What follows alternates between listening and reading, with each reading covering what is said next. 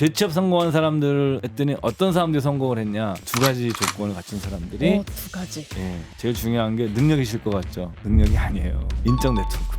취업할 때 도움이 되는 인간관계는 아주 절친이 아니에요. 적당히 거리가 있는 인간관계입니다. 저도 직장을 한 두세 번 옮길 때 절친이 도움된 적은 거의 없어요. 한 번도 없어요. 적당히 약간 거리가 있으신 분들 중에 저를 좋게 봤던 분들이 추천을 해주시지. 이게 느슨한 관계라고 하거든요. 그래서 우리 인간관계는 뭐냐면 인터넷으로 그런 많은 분들이 아주 밀도 있는 관계만 생각하는데 오히려 밀도 있는 관계가 또 문제를 많이 일으키게 돼요. 느슨한 인간관계가 취업에 훨씬 더 도움이 된다는. 네. 두 번째가 이제 지금 이상건 미래에셋 투자와 연금센터 센터장님과 함께 이야기 나누고 있는데요. 두 번째는요, 몰빵 승부형인데요. 이제 꼬박꼬박형이랑 약간 거리가 먼 분들이죠. 하지만 이분들의 마음을 전 이해는 할 수 있을 것 같아요. 그렇죠.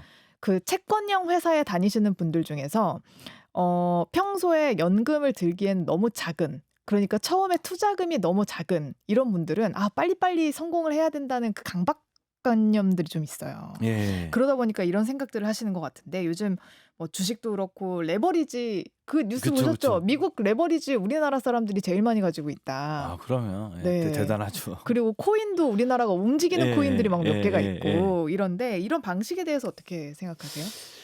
이건 여러분들이 저 같은 사람들은 이런 거에 부정적일 수밖에 없어요. 성향 자체가. 그쵸. 네. 이제 이런 거는 아마 정말 이런 거를 믿고 따르시는 분들은 뭐 ETF는 여기서 좀 상황이 다른 자산이고 뭐 코인이라든가 레버리지라든가 네. 이런 것들은 이제 저는 좀 특히 연금 관련해서 부정적인 사람이에요. 네. 연금 자산은 장기 자산 배분 적립식 형태로 이루어져야 되는 거고, 연금이란 것 자체는 속성이 빨리 부자가 되려고 만들어진 상품이 아니라 네. 천천히 부자가 되려고 만들어진 상품이다. 그러니까 저는 모든 어떤 투자 대상에는 거기에 있는 본성이 있다고 생각을 하거든요. 네. 연금이라는 상품 자체의 본성은 이런 거와 맞지 않는 거죠. 그리고 두 번째로는 워렌 버핏의 스승이기도 하고 현대 증권 분석의 아버지라고 불리는 벤자민 그레이엄이란 분이 계신데, 네. 저는 이분이 한 얘기 중에 제가 제일 좋아하는 말 중에 하나가 이 말이에요. 많은 월스트리트에서는 빨리 부자가 되는 것을 약속하지만 당신들에게 세상에 그런 방법은 없다. 그러니까 여러분들 뭐냐면 빨리 부자가 되는 방법을, 인간의 본성에 그게 맞는 거예요. 인간의 본성에는 복권이 맞는 겁니다. 로또를 해야 되고 카지노를 하는 게 인간의 본성에 맞아요. 맞아요. 근데 중요한 건 확률이에요. 중요한 건 확률이고, 우리가 뭐냐면은 미국인 최초로 노벨 경제학상 받았던 폴 사무엘슨 교수가 이런 거거든요. 투자란 것은 정원 가꾸는 것처럼 되게 지루한 것이다. 짜릿함을 원한다면 $800를 들고 라스베가스로 가라. 이게 뭐냐면 투자에서 짜릿하게 승부를 보려는 것은 그거는 운도 따라야 되고 확률이 낮은 게임을 하셔야 되는 겁니다. 그걸 하지 말라는 게 아니에요. 그래서 저는 연금은 그렇게 운영하시면 안 되고, 근데 내가 그걸 꼭 하고 싶어, 하지 말라는 게 아니어서 벤자민 그레이엄도 제안을 합니다. 투자용 계좌와 투기용 계좌를 따로 만들어. 그러니까 돈을 절대 섞지 마라. 그리고 투기용 계좌에 넣은 돈이 이게 돈이 줄어들더라도 추가로 넣지 마라. 왜 그러냐면 인생이라는 게 여러분들 뭐 재미가 없잖아요. 사실 저 같은 사람은 아예 이런 투기적 거래 아예 안 하지만 성향이 소심하기 때문에. 근데 이런 거를 좋아하는 사람이 있어요. 근데 너무너무 하고 싶고, 그런데 내 뭐 운영자금이 1,000만 원 중에서 내가 200만 원 하는 거, 저는 그거는 뭐 우리 벤자민 그레이엄 같이 뛰어난 분도 인간의 본성을 생각하고 그런 얘기 했듯이 할 수 있다고 생각하는데, 여기에 자산의 절반 이상이 가 있는 것 자체는 저는 그거는 완전 내 운에 맡기는 거죠. 뭐 잘 될 수도 있고 안 될 수도 있고. 그렇게 넣으시는 분들은 또 그런 생각한다. 내가 지금 시드가 너무 적어서 안 되는 건가? 이 생각을 계속해요. 그리고 떨어지면 그럼 내가 지금 저가에 매수해야지 하면서 건들면 안 되는 돈을 자꾸 건드는 상황이 오는 거죠. 그렇죠. 그거 이제 시드를 키워서 뭐 적으니까 빨리 부자가 되려고 그러면은 수익률을 올려야 되고, 수익률을 올리려고 그러면 두 가지를 갖춰야 되거든요. 그런 경우에는 레버리지를 많이 써야 돼요.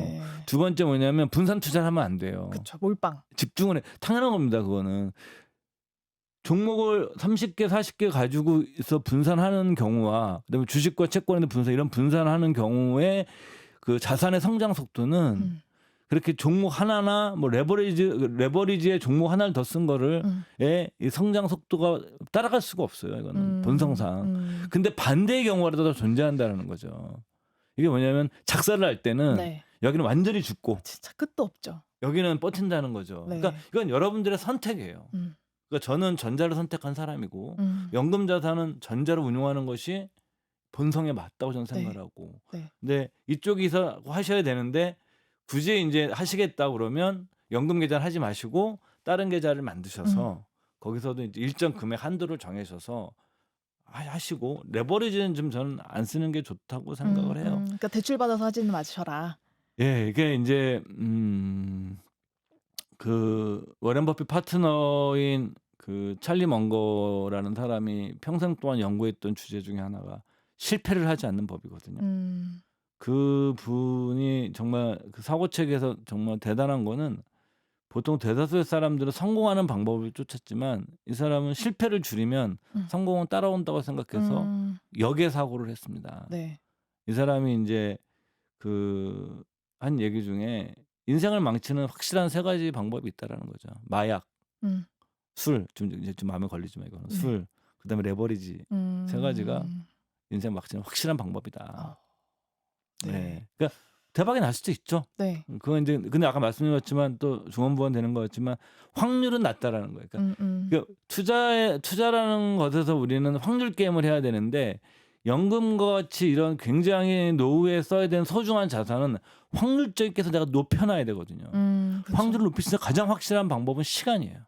시간이 길어지면 승률이 80, 90%까지 올라갑니다. 네. 이 게임을 안 할 이유가 없는 거예요. 길고 지루하지만 그렇죠. 대신 승률이 높다. 예, 폴 사무엘슨 교수처럼 너무 지루하죠. 그러니까 네. 짜릿한 걸 원하시는 분들은 그 소액으로 네. 별도 계좌를 만드셔서 거기서 신나게 하시면 돼요. 자기 자산의 10%를 넘지 않는 게 좋다. 거의 이제 뭐 사람마다 다죠. 저는 안 넘었으면 좋겠는데 네. 또 어떤 분들은 뭐 20%까지 괜찮으신 분도 계시겠죠. 근데 그건 이제 그 사람들마다 다른 거니까. 예. 네. 자, 3번째 형태는 장사 한판형입니다. 예. 왜냐하면 우리나라 이제 퇴직을 하고 나서 바로 퇴직연금 그 국민연금이 나오는 게 아니잖아요. 그렇죠. 소득 그러다 크레바스 보니까. 기간이 있죠. 그렇죠. 그러다 보니까 그 기간에 내 현금 흐름이 이제 원활치 않기 때문에 자영업이라도 퇴직금 털어가지고 예. 자영업 시작해봐야 하는 거 아니냐. 그리고 내가 혹시 나에게서 발견하지 못한 자영업에 피가 흐르는 거 아닐까 이렇게 예. 기대하고 시작하시는 분들 진짜 많아요. 우리나라 치킨집 진짜 많다잖아요. 이게 저 약간 좀 개인적인 얘기는 저는 이제 이런 자영업자 자식의 아들이고 뭐 형제 중에서도 자영업을 했던 사람들이 꽤 있었고 전 그분들의 삶을 직접 현장에서 본 사람이고 네. 어려움도 느껴본 사람인데 일단 저는 권하고 싶지 않아요. 노후 준비의 음. 방법으로. 그리고 제가 물론 제 편견이 있을 수가 있어요. 왜냐하면 가족들의 그런 어려움을 보고 큰 사람이기 때문에 저 사람이 그런 선입견이 있을 수 있다는 걸 여러분 반영하고 들으셨으면 좋겠고 그건 이제 그래서 저는 의견이 다를 수도 분명히 있으실 거고. 네. 근데 저는 이게 뭐 통계적으로도 굉장히 위험한 거다. 우리가 여러분들 뭐냐면 투자라는 것을 한번 생각을 해보세요. 내가 여러 가지 방법이 있거든요. 예금이나 채권을 할 수도 있죠. 네. 주식을 살 수도 있죠. 또 주식에서도 개별 종목을 할 수도 있고 S&P 500과 같이 인덱스를 살 수도 있고요. 그 다음에 내가 이 돈 갖고 내가 사업체를 차릴 수도 있죠. 네. 근데 중요한 거는 결과적으로는 이런 투자들은 서로의 수익률이 자산의 경합성이라고 그러는데 수익률 안에서 경쟁을 해야 돼서 나는 더 유리한 쪽으로 내가 가야 돼요. 그렇죠. 자영업자들의 수익률이 너무 낮아요. 그러니까 어디서 드러나냐. 그리고 경쟁이 너무 치열해요. 그러다 보니까 폐업률이 너무 높아요. 맞아요. 그러니까 확률적으로 굉장히 성공률이 낮은 비즈니스 모델이에요.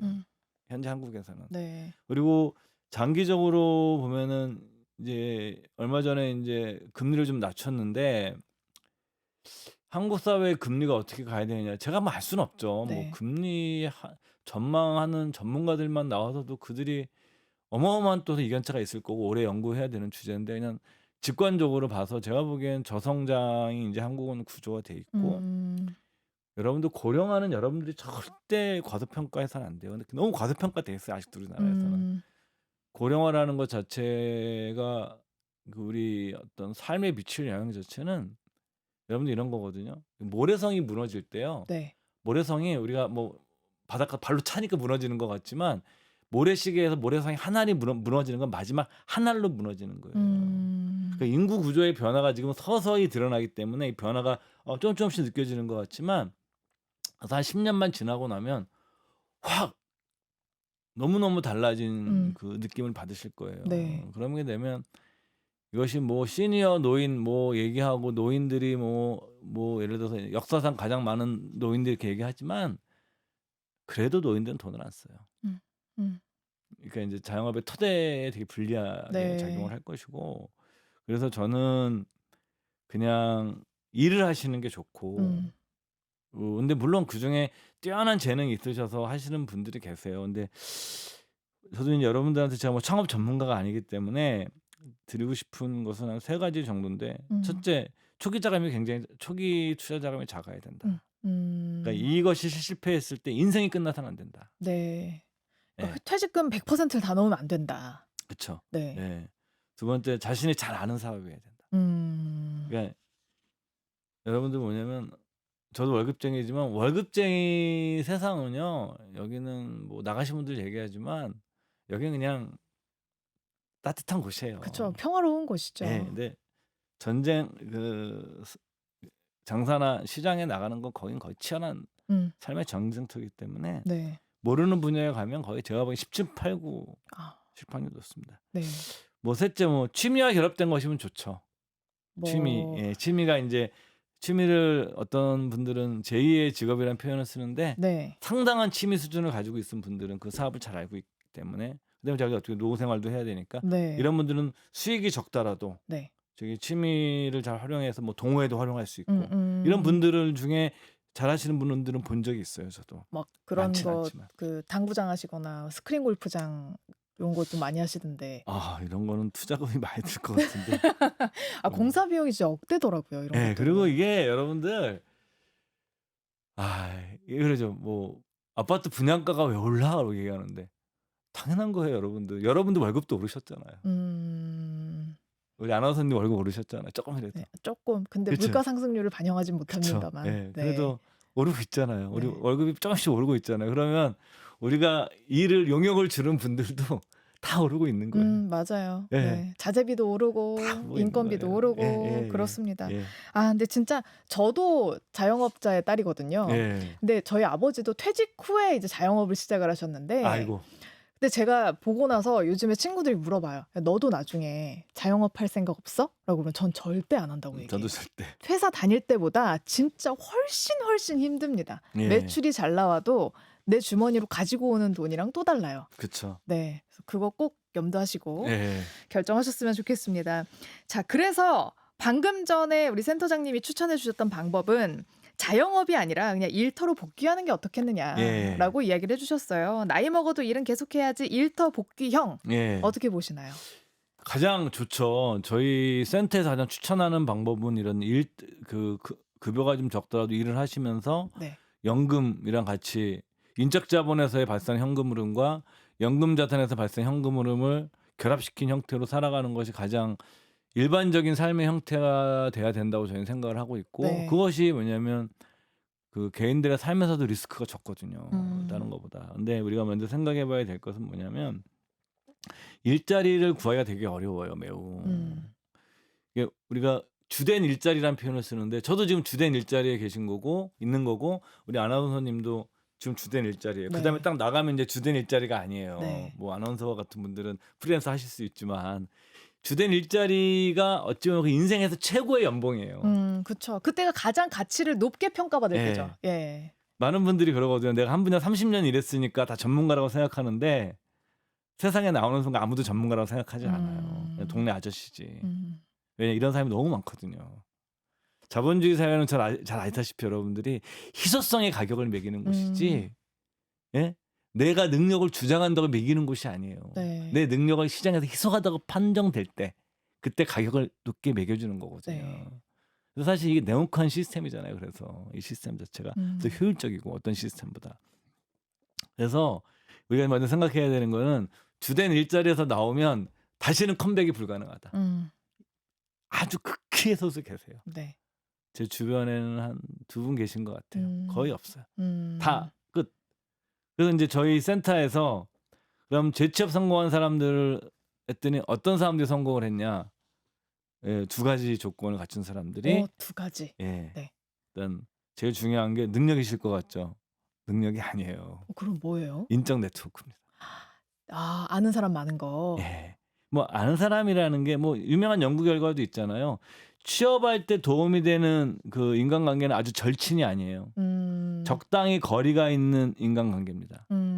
저도 직장을 한 2-3번 옮길 때 절친이 도움이 된 적은 거의 없어요. 한 번도 없어요. 오히려 적당히 조금하는 사람. 약간 거리가 있으신 분들 중에 저를 좋게 봤던 분들이 추천을 해주시지. 네. 이게 느슨한 관계라고 보거든요. 네. 그래서 우리가 인간관계는 뭐냐면 얘기하면 인적 네트워크는 많은 분들이 아주 밀도 있는 관계만 생각하는데 오히려 밀도 있는 관계가 또 문제를 많이 일으키기도 해요. 아, 맞아요. 예, 예. 사귀거나 아니면 서로 뭐 요즘 같은데 정치적 신념이 너무 갈등이 심해서 헤어진다거나 저도 뭐 그렇게 해서 안 만나는 친구 있지만 이런 식이 되지만 적당히 거리가 있는 관계들은 서로 조심을 하거든요. 오히려 이런 관계가 훨씬 더 네트워크가 중요해요. 그리고 예. 실제로 이런 연구 결과도 있습니다. 미국에서 나와 있는 게 좀 느슨한 인간관계가 취업에 훨씬 더 도움이 된다는 거예요. 네. 그래서 인적 관계를 한번 잘 생각해 보시고 내가 어느냐는 거고. 그거 쌓는 것도 그럼요. 준비겠죠? 엄청난 능력입니다. 이게 왜냐하면 인적 네트워크를 가져가는 게 우리는 제 마당말이야 인맥이야. 저는 정말 마당말인 사람은 저도 기자 생활했지만 예전에 정말 그 취재하다 어떤 마당말이신 분들 만나면은 정말 존경해야 되는 분들이 계세요. 네. 어떻게 저렇게 사람 만나는 거예요? 왜냐하면 기자들도 많이 만날 때 하루에 2-3명 3명은 만나거든요. 그리고 저희 술자리까지 하게 되면 집에 갈 때 보면 막 하루 종일 떠들고 사람 만나고 얘기하면 입에 단내가 나요. 근데 그런 분들은 사람 만나는 데서 에너지를 얻는 거예요. 저는 그 능력이 안 돼요. 일찍 알았어요. 그래서 네. 인적 네트워크를 해주고 좀 뭐 여러분들께서 여러 가지 이제 뭐 형태가 있지만 뭐 동호회라든가 아니면 업계에서 제가 관심 있는 분야라든가 이런 네트워크를 해서 좀 가벼운 모임이라도 뭐 밥이라도 간단히 먹는 이런 게 되게 중요하다. 네. 그리고 이분들의 특징이 저희가 이제 설문조사를 해봤던 결국은 좀 일찍 준비했어요.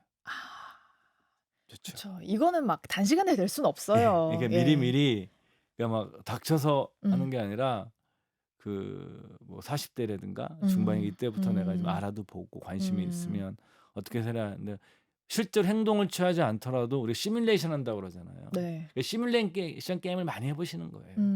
그 사람들도 좀 만나도 보고. 네. 그러니까 이런 걸 하시는 분들이 그 일자리를 재취업의 성공 확률이 굉장히 비약적으로 높았고. 네. 2번째. 예, 2번째가 이제 체면을 버려야 되는 거죠. 이게 재미난 게 네. 임원으로 퇴직하신 분이랑 그다음에 임금 피크제 걸려가지고 네. 부장으로 퇴직하신 분 중에 누가 더 그 퇴직 후 생활 잘 적응할 것 같으세요? 지금 이제 물어보시는 의도를 파악하면 부장님이 더 잘하시겠죠. 맞아요. 네. 예. 고위직이었던 분들이 아주 고위직이어서 돈이 아주 많으면 상관이 없는데 네. 사실 임원분인데라고 아주 돈이 많은 건 아니거든요. 같이 월급 받고 그러니까. 애매모호하거든요. 뭐 CBS 임원들도 그러실 네. 거 아니에요. 특히 언론사 임원분들은. 그러니까 근데 이분들이 뭐냐면 삶의 기준이 높아요.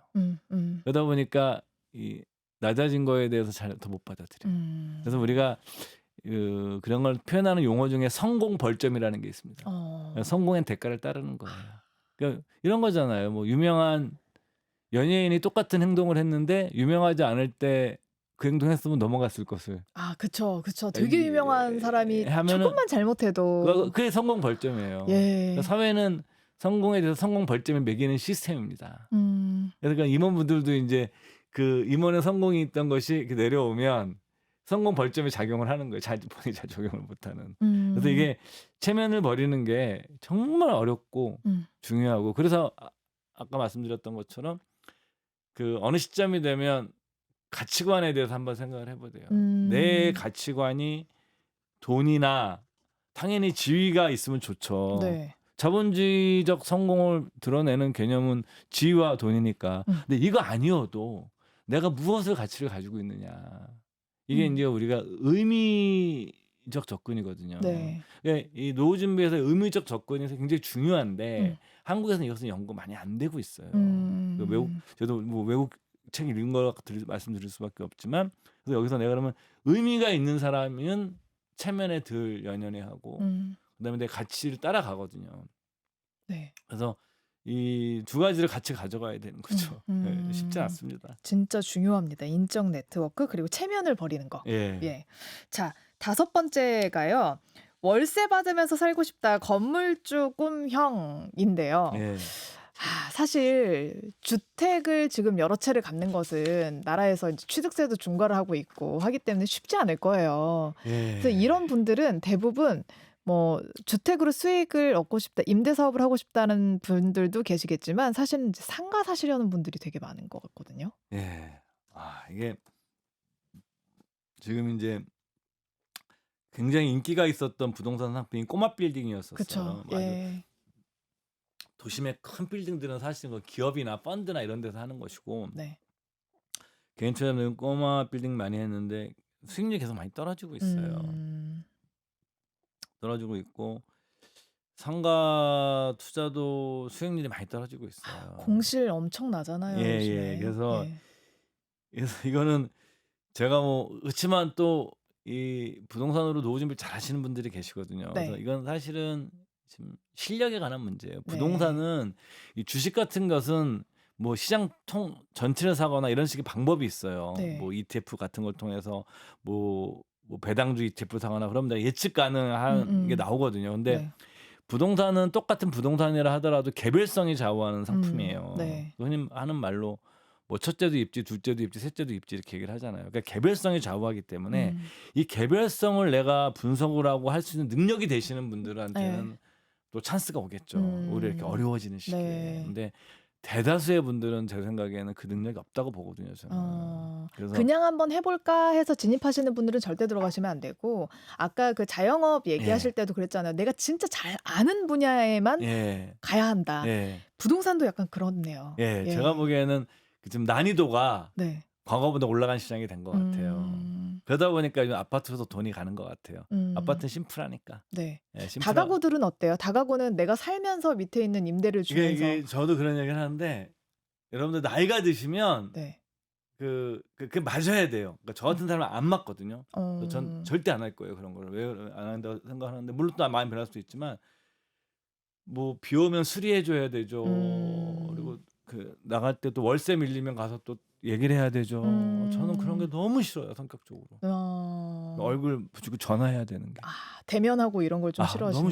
싫어요. 그냥 그것도 막 돈 얘기해서 뭐 월세 좀 밀린 거 왜 밀렸냐 얘기하고 뭐 그랬던 경험이 좀 있는데 너무 전 싫었어요. 그 경험이. 그래서 그다음에 집도 좀 뭐 아파트 같은 건 고치기 쉽지만 그런 거는 그래서 근데 이런 분들이 계세요. 제가 아시는 분인데 집 고치는 걸 너무 좋아하시는 분이 계세요. 자기는 재밌대. 왜 재미없냐 저보고. 네. 내가 다 배워 수도꼭지 고치고 뭐 하는 게 너무 재밌고 그래서 가서 세입자 얘기하고 자기는 좋다는 거예요. 저는 딱 싫거든요.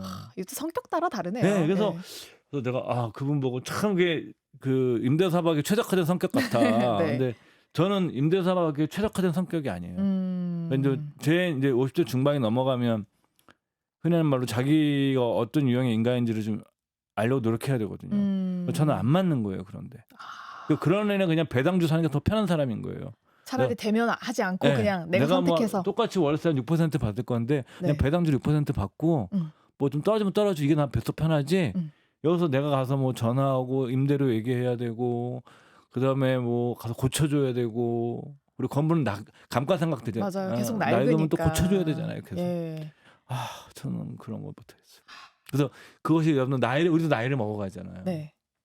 근데 그것이 맞냐 안 맞냐도 굉장히 중요해요. 아주 돈이 많으시면 사람을 써서 하거든요. 그거를. 그쵸. 네. 근데 네. 예를 들어서 좀 애매한 사이즈는 내가 안 하면 수익률이 굉장히 낮아져요. 그러니까 건물을 관리하는 게 지금 이제 임차인한테 가가지고 돈 주세요. 뭐 아니면 고쳐달라면 고쳐줘. 이것만 포함되는 게 아니라 건물 관리도 해야 돼요. 청소도 직접 해야 그리고 되거든요. 근데 나도 늙어가요. 그쵸. 건물도 늙어가고. 네. 예, 그러니까 이거는 그런 거를 본인이 잘 하실 수 있고 잘 하시는 분은 괜찮아요. 그리고 뭐 제가 아시는 분처럼 막 그런 거 너무 재밌어하고. 근데 그런 것이 아니신 분들은 뭐 이렇게 난이도가 어려운 시장에서 뭐 적극적으로 과거처럼 투자를 사람마다 생각하죠. 저라면 굳이 안 하겠어요. 저라면. 네. 저라면. 건물주꿈형은 네. 그 입지 뭐 투자에 관해서 아주 잘 아시는 부동산의 척척 박사님들 뭐 진입하시면 뭐 좋을 것 같고 예. 거기에다가 이제 성격이 맞는지도 되게 중요한 부분이다. 그러니까 예. 이거 꼭 생각하시고 특히 다세대 다가구 이런 거. 그러니까요. 네. 그리고 요즘에 주택연금 되게 주목받잖아요. 예. 이게 우리가 은퇴 파산 리스크라고 그러는데 네. 이게 내가 몸은 살아 있는데 돈이 다 떨어지는 게 은퇴 파산 리스크거든요. 우리 아나운서님은 몇 살까지 사실 것 같으세요, 본인이? 그걸 모르겠어서 지금 전략을 못 세우겠는데. 쉽게 생각하시면 돼요. 지금 내가 40대다. 네. 그럼 무조건 90세 이상 산다고 보시면 돼요. 그래요? 그렇게 오래 살까요? 생각보다 오래 살아요, 여러분. 30대면 제 생각에는 한 95세 이렇게 사실걸요? 그러니까 40대 분들은 평균적으로 거의 90세까지 사세요. 여러분들 평균 수명을 믿으시면 안 돼요. 평균 수명은 평균일 뿐이에요. 0세에 태어나서 죽은 아이들도 포함되어 있는 데이터이기 때문에 의미가 없고 기대 수명이 중요해요. 내가 만약에 40살이다 그러면 40살까지 현재 살아남은 사람들이 죽을 확률을 봐야 돼요. 네. 그러면 40살인 여성들인 경우에 안 죽고 살아남으신 분들 계시잖아요. 이분들은 대다수 90세까지 가요. 네. 와, 앞으로 몇 년을 준비해야 되는 거야. 그러니까 완벽한 준비가 안 돼요. 네. 그래서 아까 말씀드렸잖아요. 퇴직 후 10년에 압축해서 준비를 해야 된다. 돈을 다 쓰라는 게 아니라 네. 전략을 그렇게 짜야 된다라고 얘기를 하는 거고. 이 주택연금은 사실은 대출이기 때문에 비용이 높아요. 예, 비용이 높은 그 상품이에요. 네. 하지만 결정적인 장점은 이런 죽을 때까지 이 돈이 나온다라는 거예요. 네. 그러니까 집값을 다 넘어감에도 불구하고 네. 오래 살면 오래 살수록 이득인 거죠. 예, 가격이 하락하고 오래 살면 무조건 유리한 네. 거예요. 그러니까 가격 하락의 리스크를 내가 갖고 있지 않고 나라가 갖는 거죠. 예, 나라가 갖는 거죠. 근데 오르면 뭐 내가 손해보시다 생각하는데 오르면 뭐 나중에 자식들이 알아서 팔아서 하면 되는 거니까. 그렇죠. 예. 그건 뭐 나중 일이고. 네. 그래서 이 주택연금은 고비용 구조지만 충분히 은퇴 파산 리스크를 해결할 수 있는 굉장히 좋은 저는 장치라고 생각을 하고, 두 번째는 우리나라가 현실적으로 부동산 자산 비중이 한 70 정도 나오거든요. 네. 그 가계 자산 구성에서. 근데 이게 만약에 여기에 아주 돈 많은 사람까지 포함되어 있는 데이터란 말이에요. 재산이 2천억이 있으면 이 사람들은 오히려 부동산 비중이나 주식 비중이 이렇게 좀 50대 50 될 거예요. 네. 그러니까 아래로 내려가면 훨씬 더 높거든요. 그쵸. 또 대출까지 들어가 있기 때문에 어떤 경우가 100일 수도 있어요. 맞아요. 1억까지 가게 되면 현실적으로 우리나라처럼 이 부동산 비중이 이렇게 높은 나라에서 나중에 자산을 유동화해야 되는데 주택연금은 좋은 저는 그런 장점이 있는 상품이라고 생각을 합니다. 네. 네. 자, 저희가 이렇게 5가지 유형에 대해서 알아봤는데요. 진짜 다 들어보니까 꼬박꼬박형을 따라갈 게 없네요. 맞습니다. 네. 꼬박꼬박형을 꼭 하셨으면 좋겠고, 노후 준비는 최선의 것을 선택하는 것이 아니라 최악을 피하는 것이다. 예. 라고까지 오늘 명언까지 남겨주셨습니다. 네, 지금까지 이상건 미래에셋 투자와 연금센터 센터장님과 이야기 나눠봤습니다. 고맙습니다. 예, 감사합니다.